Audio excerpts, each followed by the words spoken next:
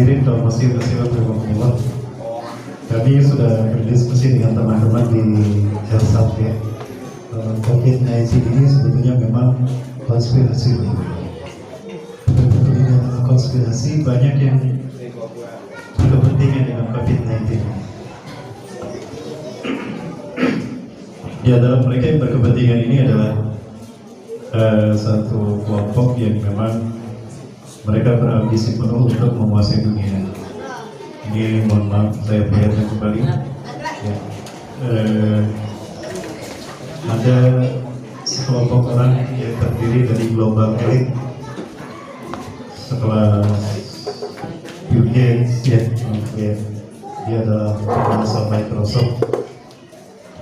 Kemudian juga dia orang terkaya kedua, pernah menjadi orang terkaya kedua atau terkaya pada tahun 1994 sampai 1990 atau sampai tahun 2000. Itu sempat dinobatkan sebagai orang terkaya di dunia. Ada juga arsitek dari kelompok ini yang bernama Profesor Klaus Schwab. Dia dari Jerman. Dia inilah arsitek yang ingin merubah peradaban kita. Tahun depan mereka ingin memulai peradaban baru, di mana zaman ini baru, sistem politik baru, sistem ekonomi baru, sistem sosial budaya baru, hukum baru, bahkan agama pun baru. Agama pun baru. Nah, mereka mencoba merancang satu kerja yang selalu mereka rumuskan dalam pertemuan-pertemuan resmi mereka. Dan pertemuan ini disebut dengan World Economic Forum. Ini mohon maaf agak sedikit analisis Bapak Ibu. Tidak apa-apa ya, karena namanya aja konspirasi. Ya. Jadi kelompok ini mereka mencoba ingin mengatur sebagaimana Tuhan mengatur peradaban manusia. Mereka menentukan siapa yang harus mati dan siapa yang harus tetap hidup. Maka mereka menciptakan bencana alam. Itu mereka ciptakan. Ya. Ini tantangan bagi kita di tahun 2021.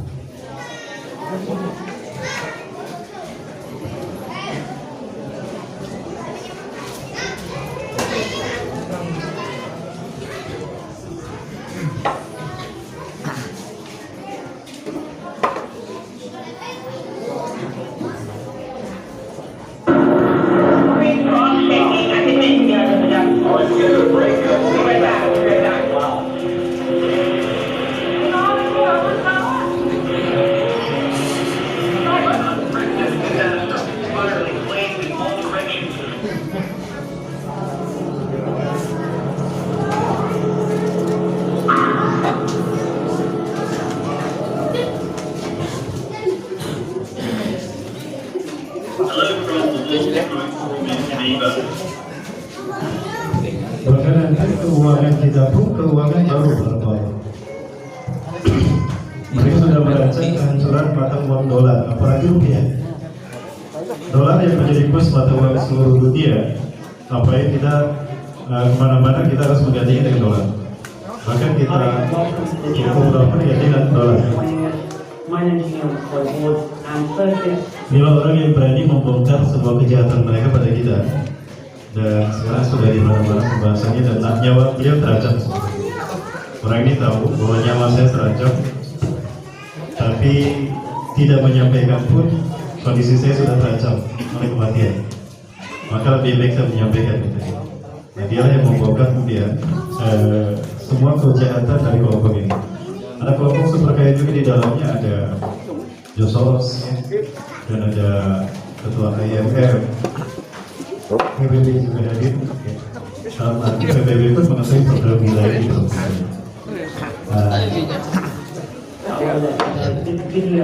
Jadi sebetulnya sudah kita terjemahkan bersama teman-teman, nama saya laptop saya jadi tidak bisa saya munculkan. Jadi sementara Prambors terjemahkan masing-masing ya. Gimana Prambors bisa dipahami bahasa Inggris? Do you understand? No.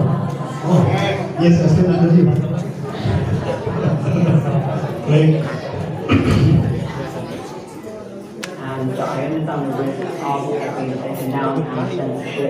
Coba berulang sekali. Davos adalah perusahaan yang menjadi pelaksana utama dari peristiwa dari program ini. Ya.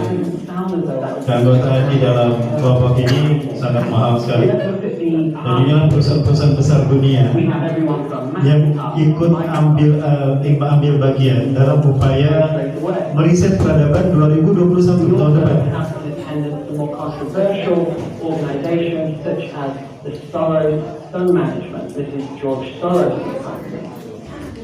Soros, perusahaan Indonesia.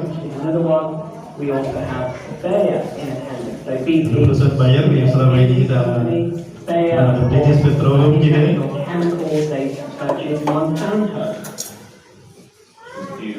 National Minister. Ini Soros, dia juga ikut terlibat dan dia ikut membiayai dengan hartanya. Dia orang kaya juga. Dia pernah menciptakan krisis moneter tahun 1998. Di panggilan Charles ikut memberikan dukungan. Ini ketua IMF dari Bulgaria, Kristina. Mereka menciptakan berbagai macam krisis. Bahkan mereka menciptakan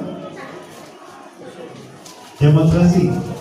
Gampang mereka menciptakan demonstrasi. Bagaimana cara mereka menciptakan demonstrasi? Media mereka punya. Kemudian di setiap negara orang-orang mereka ada di lembaga MPR, DPR, MPRI, kalau kita seperti itu. Sudah munculkan isu, apa saja isunya? Contohnya Omnibus Law. Itu sudah mereka rencanakan. Maka rakyat sudah dibikin marah. Mudah, media mereka punya, internet mereka ada, sebarkan di internet. Bentuk perlawanan terhadap kebijakan pemerintah. Maka rakyat dibikin marah, dibikin turun ke jalan. Maka suasana dibikin chaos. Ini bisa mereka ciptakan. Bahkan orang sering mengatakan ini jahatnya Dajjal. Inilah yang disebut dengan fitnah Dajjal. Inilah sistem Dajjal. Dajjal itu cerdas. Manusia itu kerja otaknya dipengaruhi oleh 4 gelombang, alfa, beta, theta, gamma. Nah, masing-masing gelombang ini mereka pengaruhi dengan berbagai macam isu. Gelombang ini isu apa? Gelombang ini pengaruhnya apa? Ada yang membuat manusia marah, ada yang membuat manusia bersedih, ada yang membuat manusia bingung, ada yang membuat manusia stres. Maka tiap gelombang ini pengaruhi oleh berbagai macam informasi lewat media, lalu mereka arahkan terus di TV seperti ini. Inilah cara mereka menciptakan kekacauan seperti demonstrasi.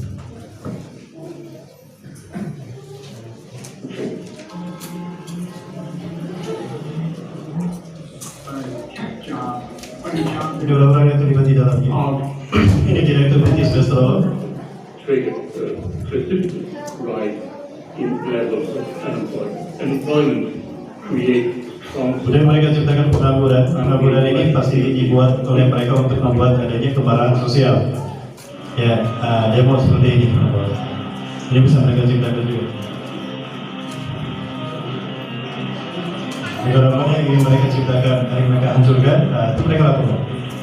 Yang Indonesia termasuk dari mereka. Dan juga mereka ciptakan kegagalan perdagangan, kegagalan ekonomi. Ya, pandemi ini merupakan bagian dari mereka menghancurkan perekonomian. Kemudian juga mereka menciptakan penyakit. Bahkan pandemi COVID-19 ini mereka membuat dan kemudian manusia terkait dengan tertarik dengan vaksin, terikat dengan vaksin karena ingin sehat juga. Ada yang sudah divaksin, kalau bisa jangan. Dulu tahun 2001 berapa itu ada vaksin yang sebetulnya itu vaksin hanya suplemen saja, namun di dalamnya itu ada chip. Chip itu maksudnya semacam kayak HP, ada chipnya kan, tapi kecil luar biasa. Itu bisa masuk jarum suntik. Nah, apabila chip itu ada di dalam tubuh kita, dulu dipasangnya di sini, ada yang di sini dan ada yang dipasang di sini. Jadi digunakan untuk memberikan informasi kepada orang yang dipasang tadi. Oh, di sana ada terorisme, kamu jangan ke sana. Nah, sekarang chipnya jauh lebih hebat.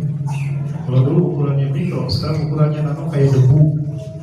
Dan itu dimasukkan ke jarum suntik, itu bisa banyak. Tujuannya apa? Mengendalikan kita. Nah, Bapak Ibu rahmati Allah, vaksin COVID-19 ini sebetulnya sudah mereka ciptakan. Nah ini Profesor Klaus Schwab, dia orang yang jahat tuh. Ini orang yang menjadi pencipta inspirator, sutradara sekurang-kurangnya. Dialah yang ingin merubah peradaban kita tahun 2021 dengan cara yang mereka inginkan. Dan yang paling gila adalah mengurangi jumlah umat manusia di muka bumi. Ya, hari ini ada 7,5 miliar umat manusia di dunia. Nah, akan mereka kurangi sehingga yang tersisa hanya 500 juta saja. Berarti yang dihilangkan berapa? 7 miliar kan? 7,7 miliar setengah ya? Yang disisakan tinggal 500 juta. Berarti yang mereka hilangkan 7 miliar. Kebayang kurang 7 miliar di kapan akan termasuk kita. Inilah sehati mereka. Dan ini sebetulnya keinginan Dajjal. Bapak Ibu rahmati Allah, inilah yang disebut dengan fitnah Dajjal. Ya.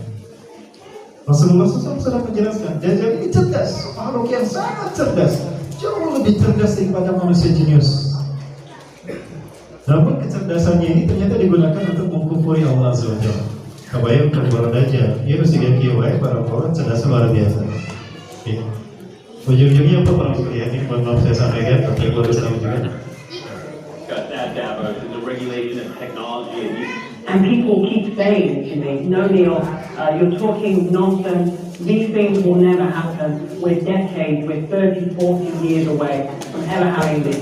Ketika ada seseorang yang menyampaikan ini, itu mau bohong, membating ngahayal, peramal, cocokologi, itu yang agak dia pun katakan begitu, tapi pada kita ada kenyataan begitu. Dan ujung-ujungnya mereka sudah melakukan uji coba. Ini uji cobanya Bapak Ibu. Pada akhirnya nanti mereka akan menanamkan chip di otak kita. Dan ini contoh chipnya, yang mana nanti bisa dikendalikan di jarak jauh.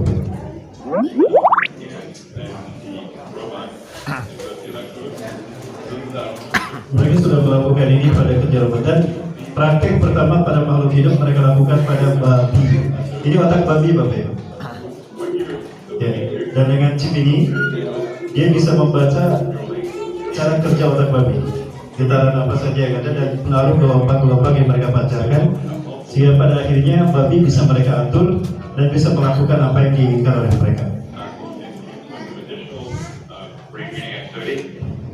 When we have one of our big hunter turtle, we're going to Jadi nanti kayak di film kartun, babi bicara di kamar, kayak gitu, melakukan aktivitas manusia.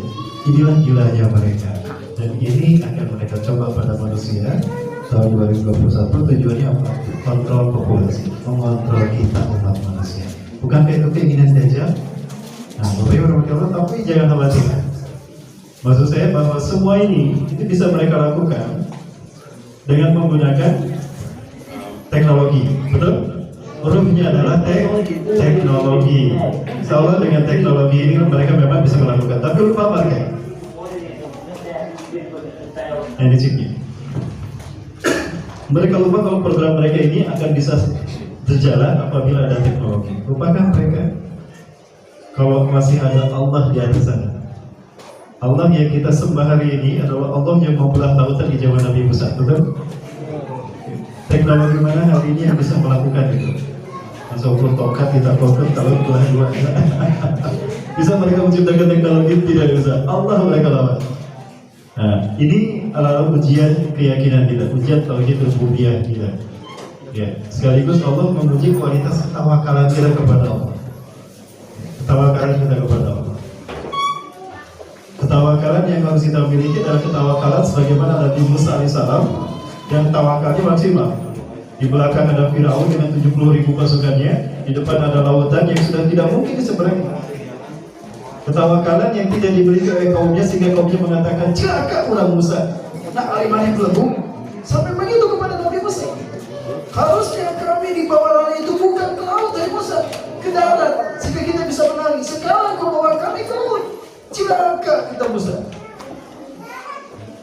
Si Musa itu begitu, sampai begitu mereka pada Nabi Musa. Bayangkan, itu kaumnya. putus asa. Lalu tidak, mereka sudah tidak bisa berjalan. Di depan ada lautan, ada ikan hiu. Namun ngojek kayak gitu dicoplokkan teh di ikan hiu. Di belakang ada Firaun dengan 70.000 pasukan yang siap membantai mereka. Apa kata Nabi Musa? Jangan kalian katakan begitu padaku dan jangan kau caci maki aku. Demi Allah, aku membawa kalian ke sini atas perintah Allah. In hada illa min amri Rabbi. Ini adalah perintah Tuhanku. Wa innahu ma ya Rabbi, dan Tuhanku selalu bersama denganku. Saya di Tuhanku akan memberikan petunjuk.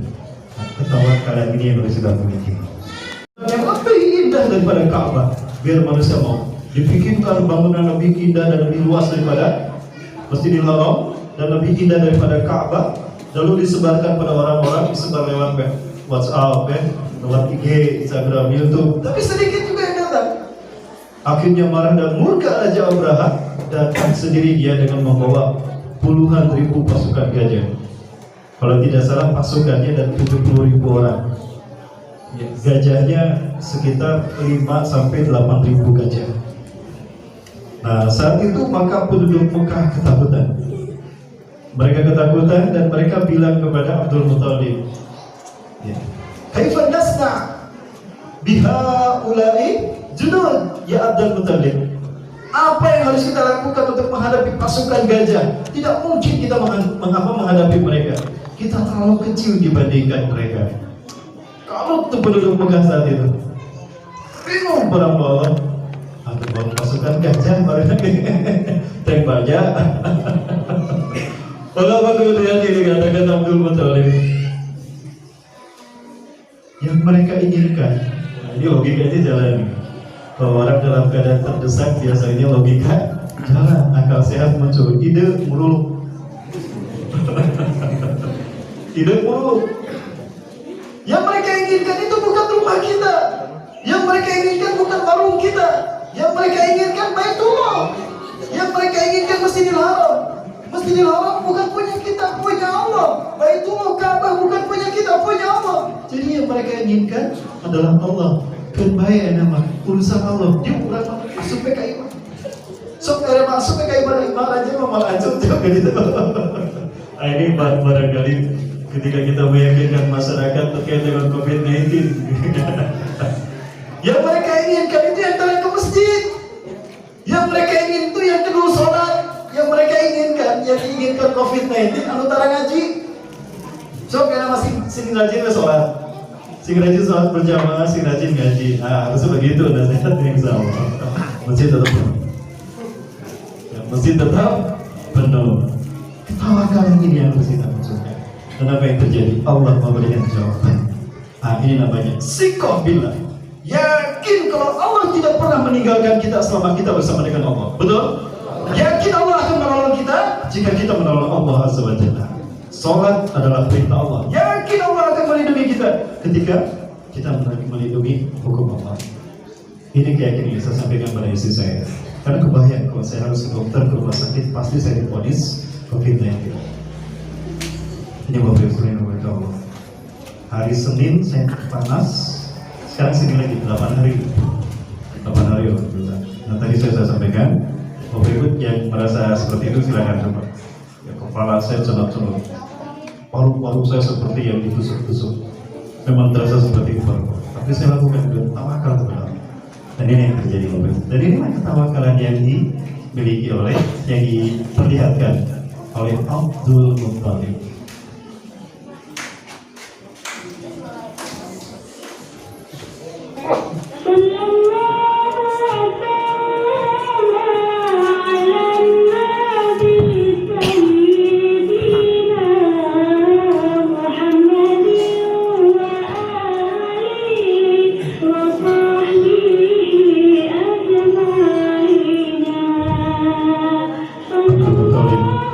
Dia bermunajat kepada Allah.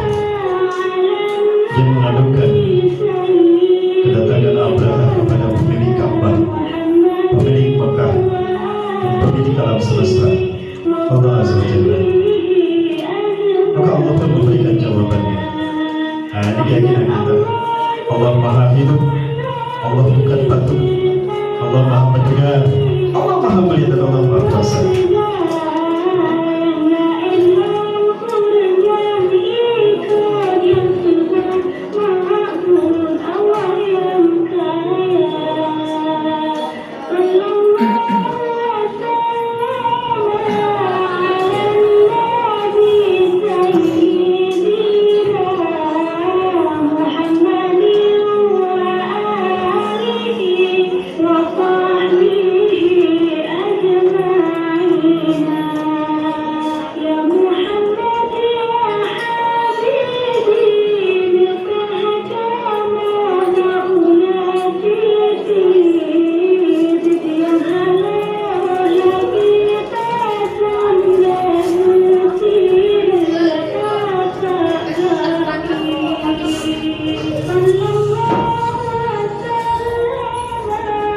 pasukan Abdallah ini sampai perbatasan Mekah. Sebagai makhluk Allah, gajah-gajah itu pun bukan untuk meneruskan pelanggaran kaki mereka. Mereka akan memasuki Mekah, karena sudah jelas Mekah dilindungi oleh pasukan malaikat. Maka gajah-gajah itu berhenti dan tidak mau memasukinya.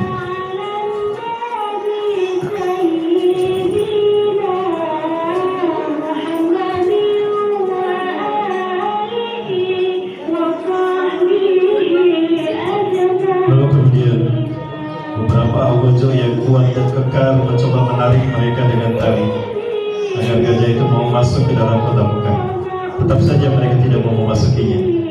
Hal ini membuat Raja Abdallah sendiri terjatuh dari sekelupnya, bahkan hampir diinjak oleh gajah itu sendiri.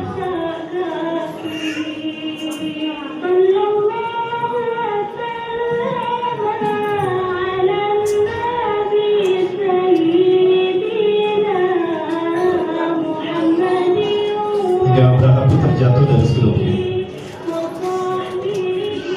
Dan gajah itu pun marah dan murka kepadanya, hingga dia pun hampir saja menjadi babuan dari gajah itu sendiri.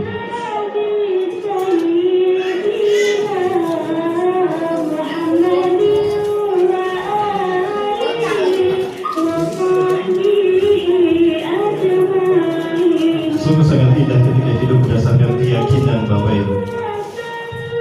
Ketika kita yakin Allah Maha mendengar, kalau kita berdoa kepada Allah, kalau kita meminta dan mengadukan semua masalah kita kepada Allah yang Maha Kuasa dan Maha Mendengar, lalu Allah memberikan jawabannya. Hal ini nikmat luar biasa.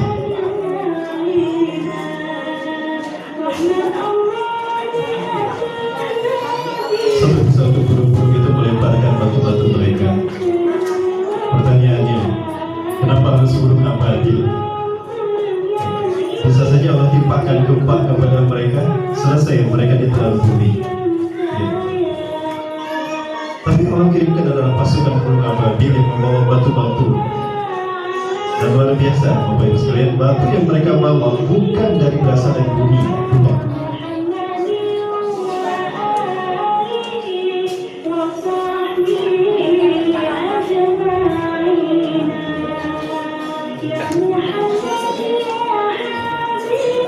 Batu-batu itu ketika digigit oleh burung ababil tidak menyala.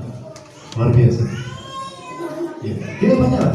Tapi begitu kadang burung ababil ada pada ketinggian tertentu. Nah, ketika burung ababil melepaskan batu tadi, maka batu tadi jatuh. Nah, ketika dalam ketinggian tertentu bergesekan dengan atmosfer bumi, ketika bergesekan dengan udara, maka menyala. Jadi artinya batu ini berasal dari luar angkasa. Dan burung ababil itu sendiri tidak diketahui dari mana datangnya. Jangan-jangan mereka adalah malaikat yang mencoba menjadi pasukan burung ababil. Allah bisa saja seperti itu.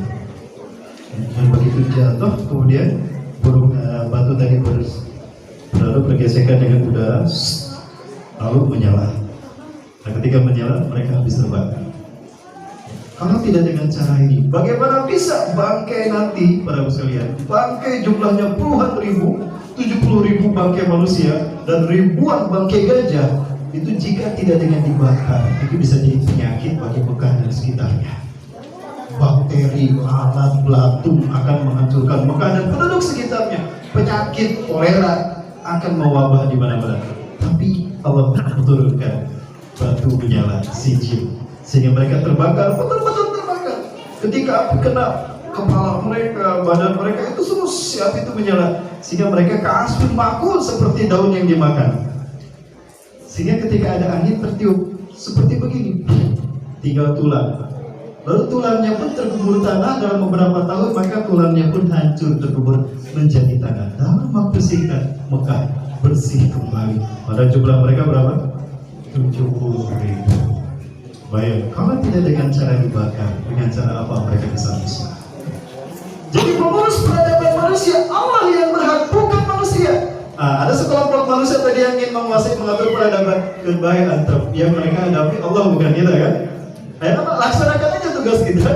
Perintah dari Allah, sholat 5 waktu jaga, ya salat berjamaah, ibadah yang lain menuntut ilmu, silaturahmi, muamalah menurut Islam, mendidik tarbiyah anak-anak, jalankan. Jangan kita selama kita melindungi Allah. Inilah nasihat yang diajarkan Rasulullah kepada kita. Ihfazillah yahfazuka. Jaga Allah dalam dirimu, maka Allah akan menjagamu. Ihfazillah tajidhu tujaka. Amalkan perintah Allah, maka Allah akan menjadi solusi apapun masalah yang kau hadapi. Ini keyakinan yang saya miliki. Saya kira Bapak Ibu juga memiliki keyakinan yang sama, betul? Halo? Masih ada? Itu takbir, Allah Akbar. Ibu-ibu aja jadi mau ada? Sudah di atas kamar dari kemudian, ya. Ibu, ini kenikmatan yang selalu saya buka kembali, ya Bapak Ibu. Oh, luar biasa.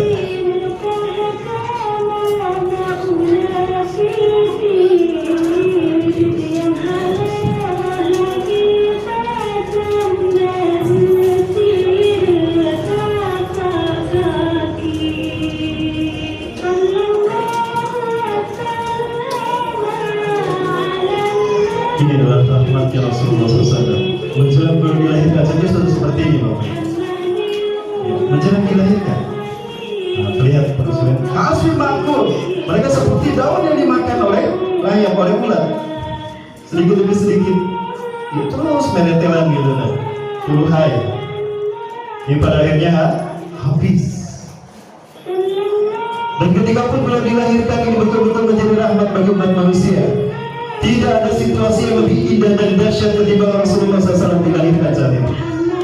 Alam ada performa yang terbaik, udara ada pada udara yang terbaik, langit ada pada posisi yang terbaik. Tidak ada langit yang tercerah saat itu melainkan saat di mana Rasulullah dilahirkan. Kelahiran yang membuat bahagia di sekelompok hati para budak, para bangsawan, dan para orang-orang yang bijak di muka bumi.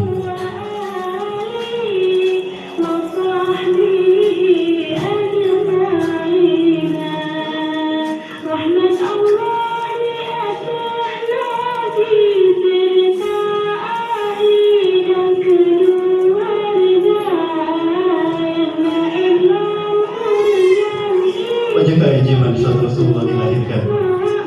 Mulai dari langit cerah, rasi bintang terlihat dengan jelas. Komet hijau, komet berwarna hijau bergerak ke arah timur. Kemudian cahaya terang dari bulan purnama saat itu yang luar biasa. Ada juga yang terlihat bulan gas yang terlihat dengan nyata penduduk bumi saat ini.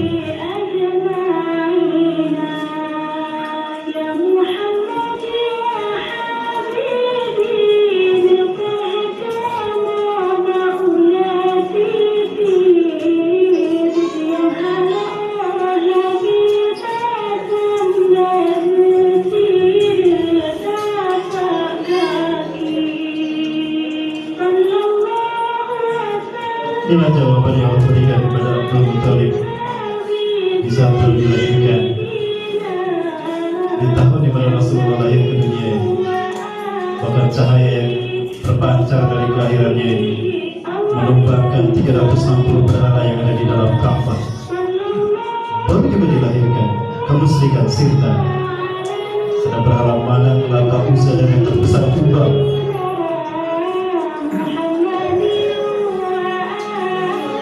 Di saat yang sama Allah perlihatkan kepada Siti Aminah bagaimana air jam-jam juga, air jam-jam keluar membludak luar biasa.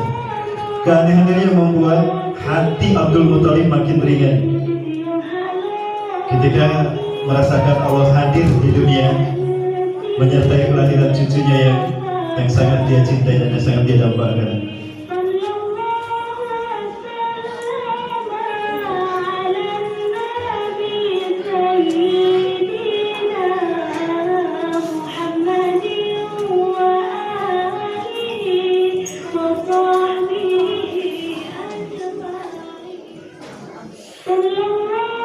Tidak dapat dibayangkan bagaimana kegembiraan yang ada pada hati Abdul Muttalib di hari di saat Rasulullah SAW dilahirkan.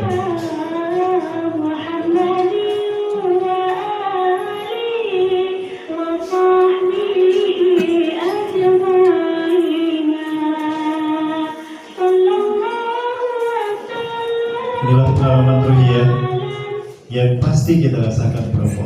Di saat ujian datang dari sana sini bertubi-tubi, di saat orang-orang yang kita harapkan menolong ternyata tidak menolong, justru bagian dari fitnah itu.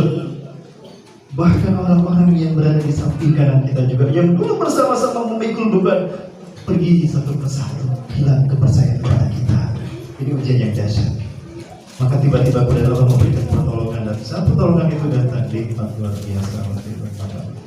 Bapak Ibu dan Allah Subhanahu wa Ta'ala, semangat ini yang harus tetap kita jaga. Ya. Jadi gimana Bu? Apakah kita harus takut menghadapi musuh-musuh Islam? Tidak. Kalau kita takut lalu kita pergi meninggalkan masjid, kita meninggalkan sholat, kita meninggalkan kajian, celaka kita. Bahkan ketika Allah menimpakan azab, kita termasuk di dalamnya. Alhamdulillah, subhanallah, min. Ini fitnah dajjal, baik besarnya seperti itu. Kemudian berarti Allah Subhanahu wa Ta'ala, ada hal lain juga yang tidak boleh kita lupakan, bahwa kita punya tugas untuk mentarbiyah anak-anak kita. Ya, saya justru sekarang sedang khawatir pada anak-anak kita. Saya ditakdirkan Allah sekarang punya seorang istri, ya. Istri baru 1. Anak saya sudah 6, harusnya 7. Yang ke-6 berhubungan, yang pertama kuliah, yang kedua kuliah, yang ketiga perempuan di Zahlatul Quran kelas ya setingkat 1 SMA, keempat kelima kembar 10 tahun di Kota Al-Fatih kelas sekolah 3, yang keenam baru 1 tahun 8 bulan. Yang kecil barangkali kita posisikan, tapi yang sudah gede luar biasa. Ya, walaupun seorang ayahnya ustadz, bukan berarti mendidik anak-anaknya soleh-soleh, tidak juga. Ya, terutama yang sudah kuliah. Ternyata bukan ayah yang gede bisa. Ya, ini juga menjadi satu pelajaran bagi saya. Oh, ternyata tidak mudah mendidik anak. Apalagi di era seperti ini, Bapak Ibu yang dirahmati Allah, pendidikan anak ini perlu kita perhatikan. Ya, saya sempat berpikir kenapa kok ini anak susah untuk dididik. Oh, ternyata barangkali selama ini kita membesarkan mereka dengan sesuatu yang haram.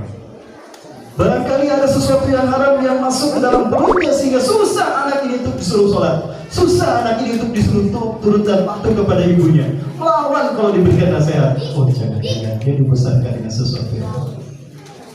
Sebagai contoh ya, ini sebagai contoh saja. Ini tabakuran saya, nanti kita bicara tentang COVID-19 juga kembali.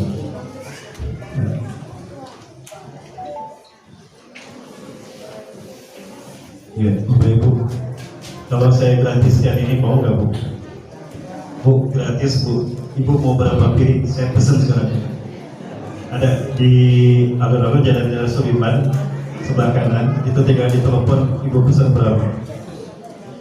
Gimana Bu? Mau nggak Bu? Saya kasih gratis Bu. Gratis Bu? Nggak mau. Kenapa nggak mau Bu? Hah? Dari mana tahu Ibu haram babi? Dari mana Ibu tahu babi haram? Al-Quran surat Al-Maidah ayat 3. A'udzubillahi minasyaitonir rajim. Hurimat 'alaikumul maitatu wad damu wa lahmul khinzir. Hurimat 'alaikumul maitatu wad damu wa lahmul khinzir. Ayat Al-Maidah ayat 3. Jadi nggak mau ya karena padahal nutrisinya banyak Bu babi itu. Banyak sekali. Hampir semua yang ada pada babi tidak terbuang. Bulu-bulunya bukan pakai Bu. Masih ingat saya jajan bandros, tukang bandros molesan ku mentega, eta pakai kuas. Kuasnya warna kuning. Terus kita dia juga sedih lagi kita gua. Jadi gimana Bu? Nggak mau Bu. Padahal sekali lagi babi itu manfaatnya banyak. Nggak mau Bu. Karena haram Pak, nggak mau Pak. Karena haram. Baik. Lalu bagaimana dengan ini? Ketika kita sakit, kita datang ke dokter, dokter mendiagnosa kita, coba buka mulutnya, ya lidah kita diperiksa. Lidah saya masih putih, ya disuruh dilelehkan. Putihnya di mana, belahnya di mana? Kalau bagian tengah berarti pencernaan, Ada belah-belah bagian tengah, oh berarti pencernaannya yang terserang. Kanan kiri, oh ginjalnya. Bagian depan jantung. Bagian ke dalam bisa limpa, liver dan sebagainya. Itu Rasulullah memberitahukan pada kita.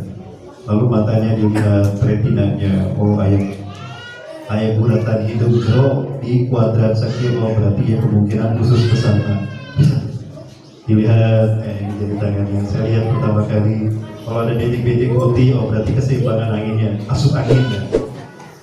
Ya, tentu ini ilegal, tidak melalui BP POM pastinya. Kalau lewat BP POM pasti tidak mungkin. Tapi coba lihat yang memberikan halal ini siapa? Singapura. Tadi pada yang awas di bumi kira nggak make upnya. Nah itu ya tinggal itu dengan oh alami deh, oh alami kan alami. Bener, tanah begitu punya. Lagi kuasa tuh bu, ada lagi kuasa. Nah ya tapi terbatas di atas mesin terus kan. Kuasa tuh kia dioleskan karena mereka alah. Dibeli baru saya tengah jalan bikin. Karena tidak. Baik. Tinggal di payung saya nangis terakhir.